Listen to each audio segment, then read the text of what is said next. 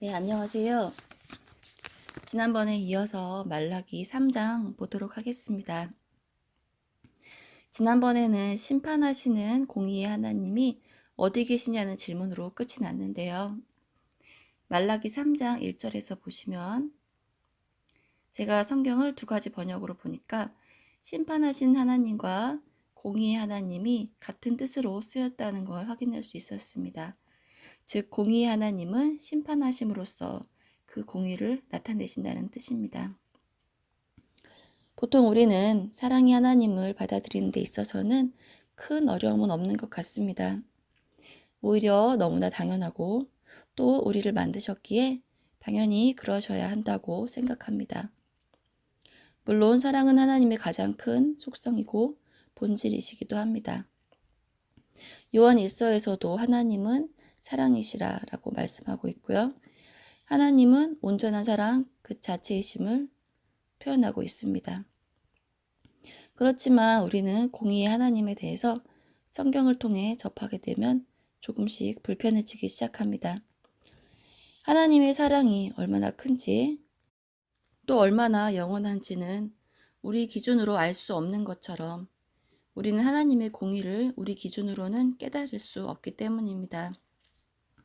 아담과 하와의 선악과 사건부터 마지막 때 죄 씻음 받지 못한 자들이 지옥불에 던져지기까지 우리는 이런 사실들을 인정하고 받아들이기 싫어하는 게 본성상 당연합니다. 그렇지만 중요한 것은 하나님께 이런 공의가 없고 죄가 허용된다면 우리는 신실하시고 거룩하시고 위로우신 하나님을 믿을 수 없게 됩니다.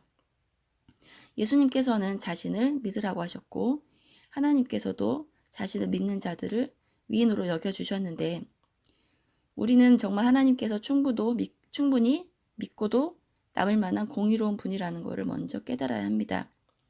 하나님께서 사랑이시고 공의로운 분이시란 것을 깨달아야 우리가 하나님을 향한 믿음이 온전해질 수 있습니다. 하나님의 공의가 얼마나 철저한지를 깨달으려면 구약의 제사와 예수님의 십자가를 보시면 됩니다. 얼마나 공의로우신 분이시고 죄를 미워하셨으면 그리고 또 얼마나 인간을 사랑하셨으면 독생자를 십자가에 죽이시면서 매달으셨을까요?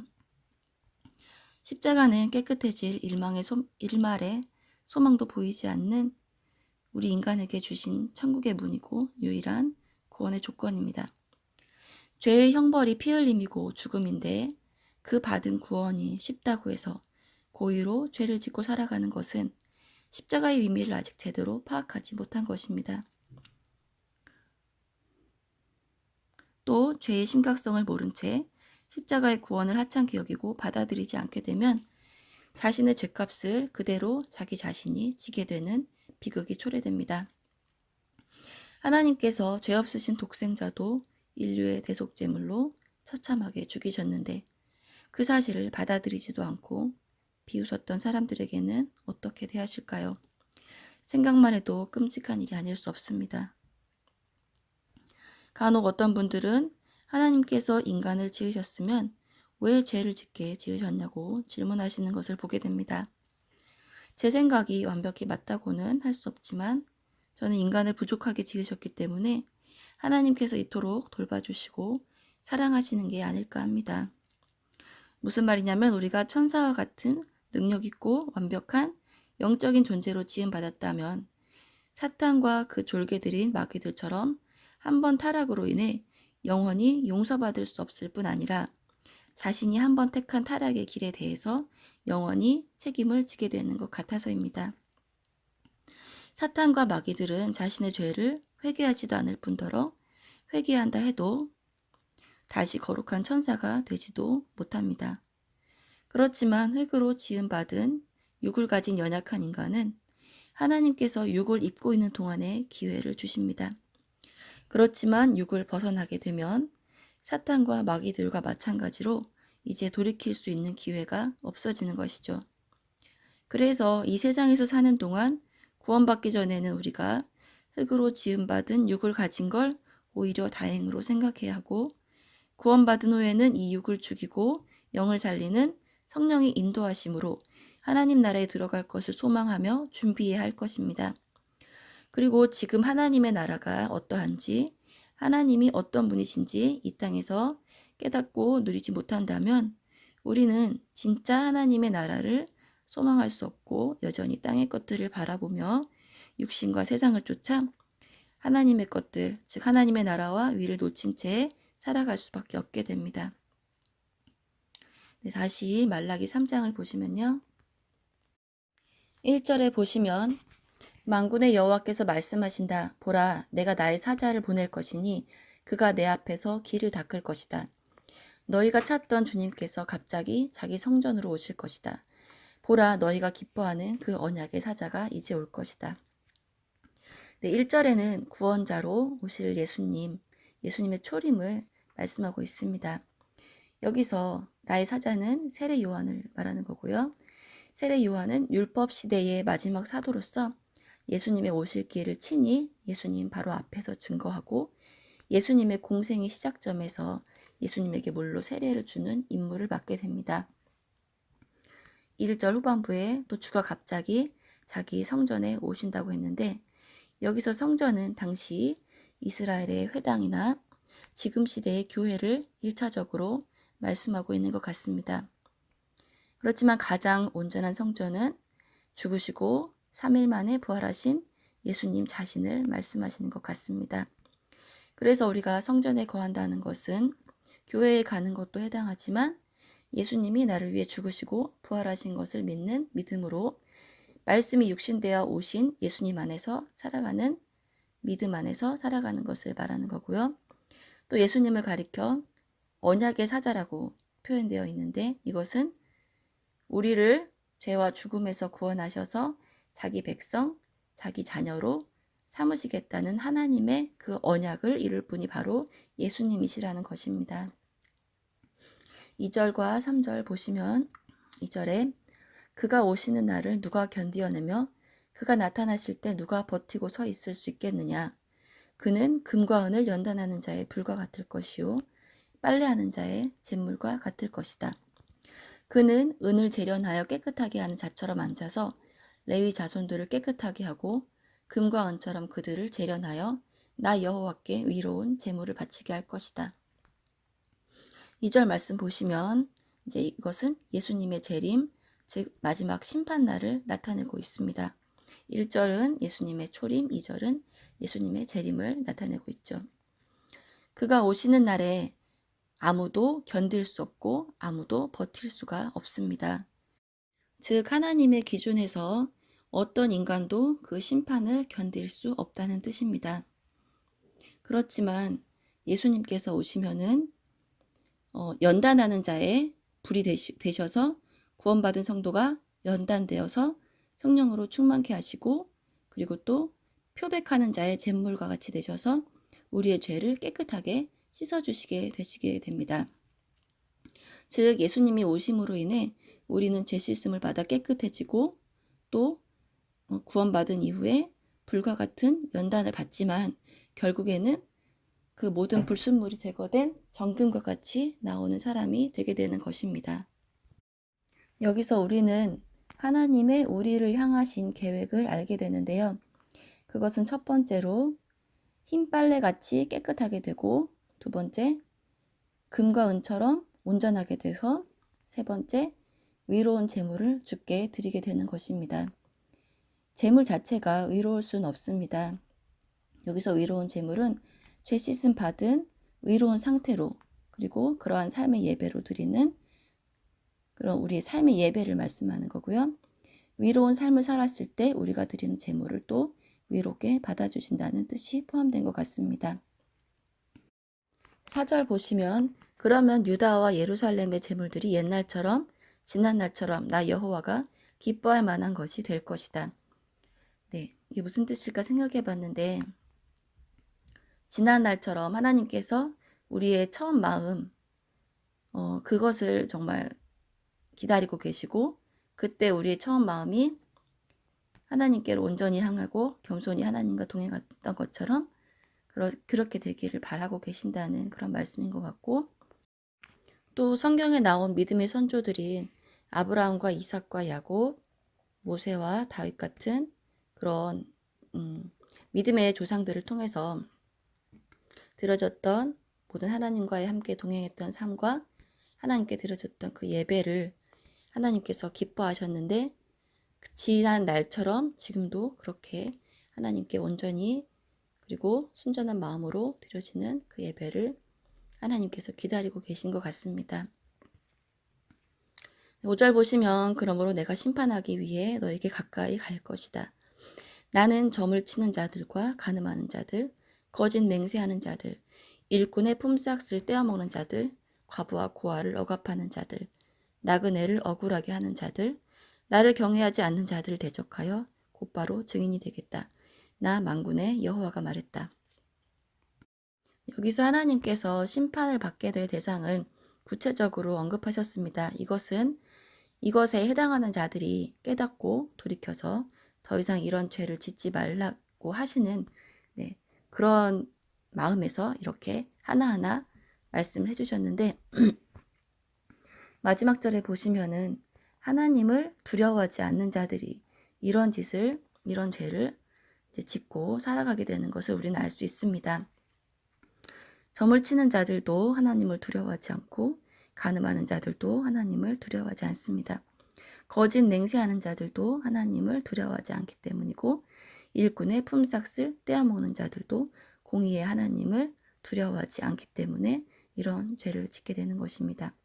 조금 더 적극적인 의미에서 그 사회의 어려운 자들, 고아와 과부, 나그네를 억압하거나 억울하게 하는 자들, 하나님께서는 이들도 관심을 갖고 보호하고 보살피도록 우리에게 명령을 하고 계시고 이것을 행하지 않는 것을 죄로 규정하고 계십니다. 6절을 보시면은 하나님께서 자신의 이름을 두고 변하지 않으신다고 직접 말씀하심으로써 하나님께서 변하지 않으심으로 인해서 하나님의 자녀들인 야곱의 자손들은 절대로 멸망하지 않을 거라고 친히 강조하고 계십니다. 이어서 7절 보시면 만군의 여호와께서 말씀하신다. 너희는 조상 때부터 내 규정에서 벗어나 그것을 지키지 않았다. 이제 너희는 내게로 돌아오라. 그러면 나도 너희에게 돌아갈 것이다. 그러나 너희는 말하기를 우리가 어떻게 돌아갈 수 있습니까? 라고 한다.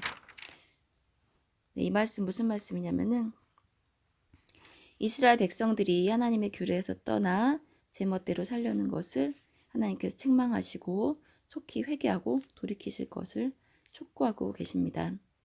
죄를 깨닫고 돌이키는 것 없이 하나님의 은혜와 축복만 기대하는 것은 헛수고에 지나지 않으므로 이스라엘 백성들은 하나님의 계명을 어기고 그릇된 곳으로 나갔던 곳으로부터 완전히 방향 전환을 하여서 다시금 하나님께로 향해 돌아와야만 합니다.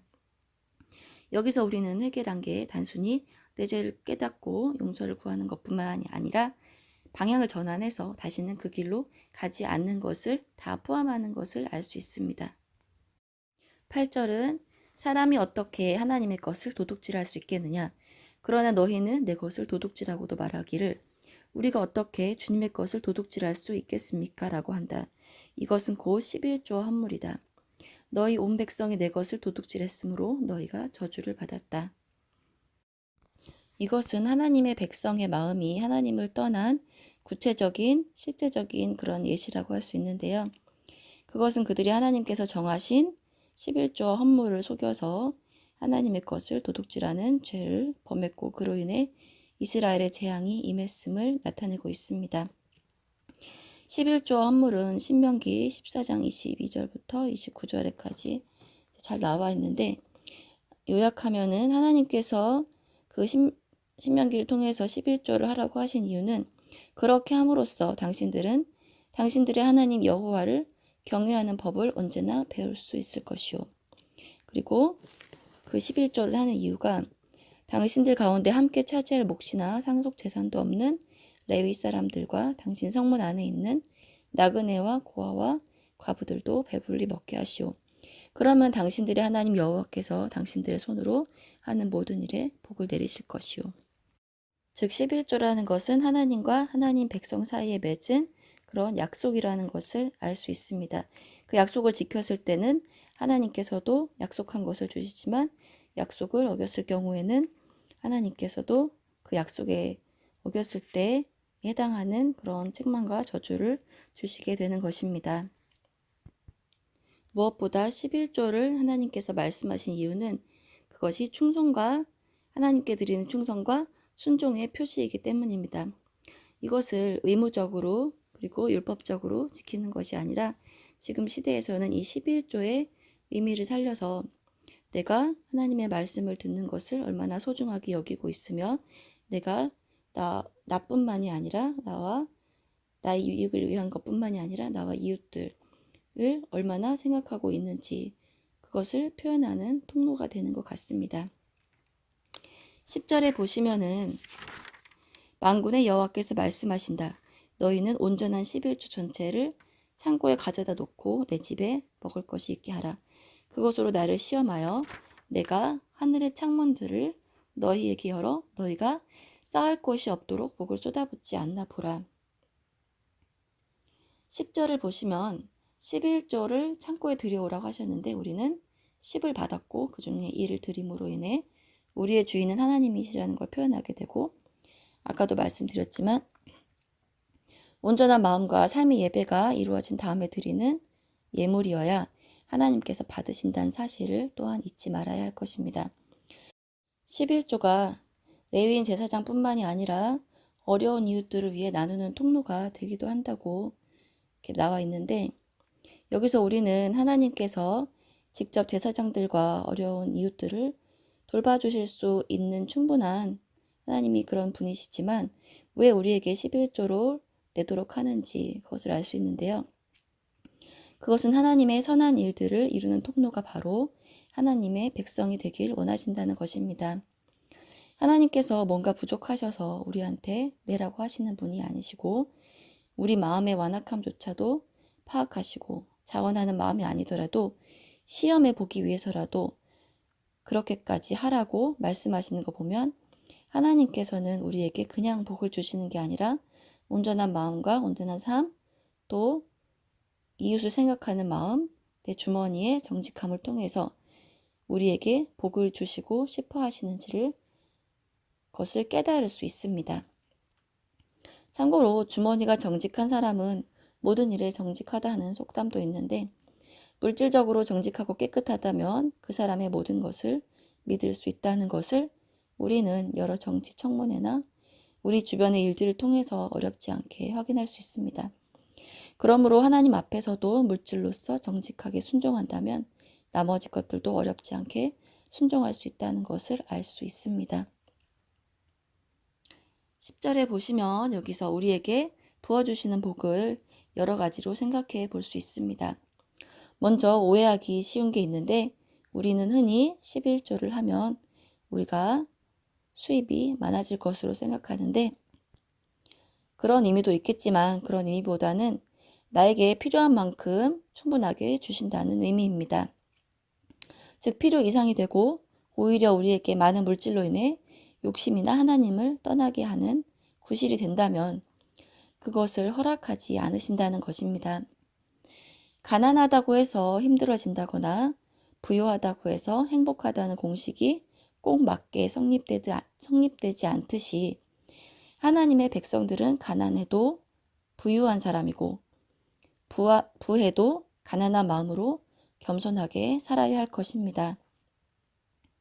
그리고 하나님이 주시는 복은 이 땅에서 살아갈 때 불편함이 없게 되는 물질적, 육적인 복도 있겠지만 가장 귀한 복은 하나님의 백성이 누릴 수 있는 영적인 축복일 것입니다.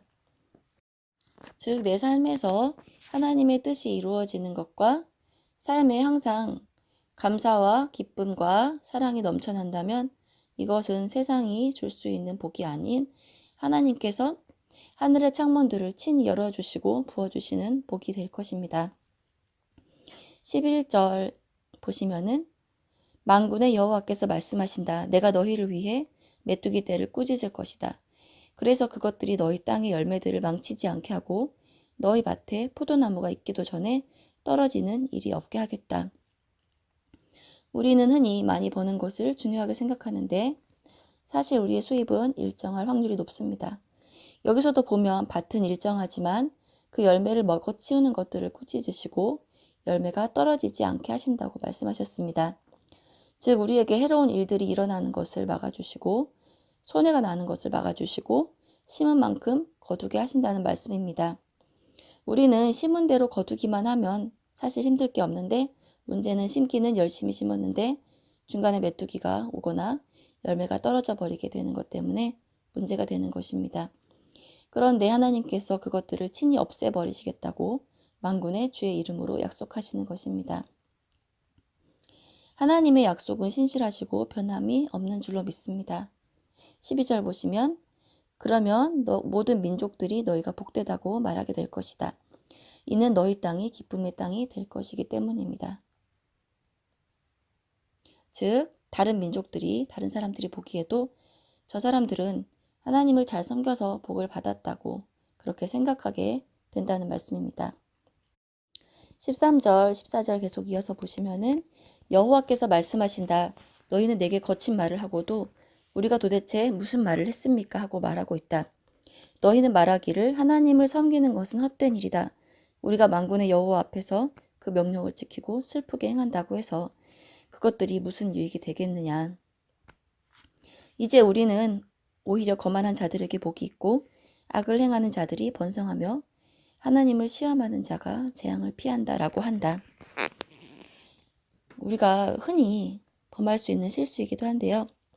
14절처럼 하나님을 섬기고 하나님의 말씀을 지키고 우리 죄로 인해 하나님 앞에서 슬퍼해봤자 아무 소용이 없다.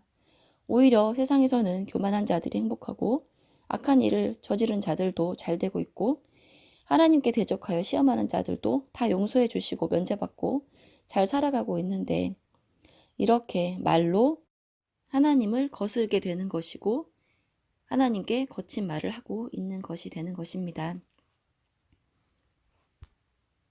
16절에 보시면 이와는 대조적으로 그때 여호와께서는 여호와를 경외한 자들이 서로 말하는 것을 분명히 들으셨다. 그리고 여호와를 경외하는 자와 그 이름을 존중히 여기는 자들을 여호와 앞에 있는 기억의 두루마리에 기록하셨다. 네, 주를 두려워하는 자들이 주님을 경외하는 자들이 서로 말씀으로 믿음으로 사랑으로 어떤 상황에서도 종종 서로 말하는 것을 그 모든 것을 주님께서는 주의 깊게 들으시고 그 주를 두려워하고 경외하는 자들과 하나님의 이름을 생각해서 말하고 행동하는 자들을 위해서 기념책에다가 기억의 두루마리에다가 직접 기록하시고 있다고 말씀하십니다. 이것은 하나님께서 절대 잊지 않으시겠다고 말씀하시는 것입니다. 또 17절 보시면 만군의 여호와께서 말씀하신다. 그들은 내 것이 될 것이다. 내가 활동하는 그날에 그들은 나의 특별한 소유가 될 것이다. 또 사람이 자기를 섬기는 아들을 아끼는 것처럼 나도 그들을 아낄 것이다.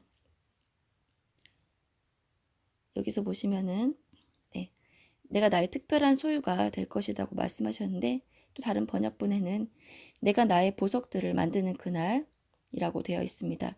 즉 우리를 특별한 소유가 되게 하시고 우리를 보석과 같이 만드시는 것으로 말씀해 주시면서 그들을 아껴두시고 자기를 섬기는 아들을 아낌같이 아낀다고 말씀하고 계십니다. 자식이 여러 명 있으면 다 똑같이 사랑하겠지만 그 중에서 더 부모를 잘 섬기고 그 뜻을 더 잘 헤아려서 그 뜻대로 순종하는 자들을 더 아끼는 것은 당연한 결과일 수 있습니다. 18절에 보시면 그때 너희는 다시금 의인들과 악인들, 하나님을 섬기는 자들과 섬기지 않는 자를 구별하게 될 것이다. 여기서 우리는 의인과 악인의 기준을 알게 되는데 의인은 하나님을 섬기는 자들이고 악인은 하나님을 섬기지 않는 자들임을 이 구절을 통해서 알 수 있습니다. 여기서 의라는 것은 하나님을 섬김으로 인해서 나오게 되는 하나님의 뜻, 하나님의 그런 공의와 사랑을 말하는 것입니다. 그리고 17절 말씀하신 대로 하나님께서 직접 다가오셔서 활동하실 그날에 이 둘을 영원히 구별하실 것이라고 말씀하고 계십니다. 감사합니다.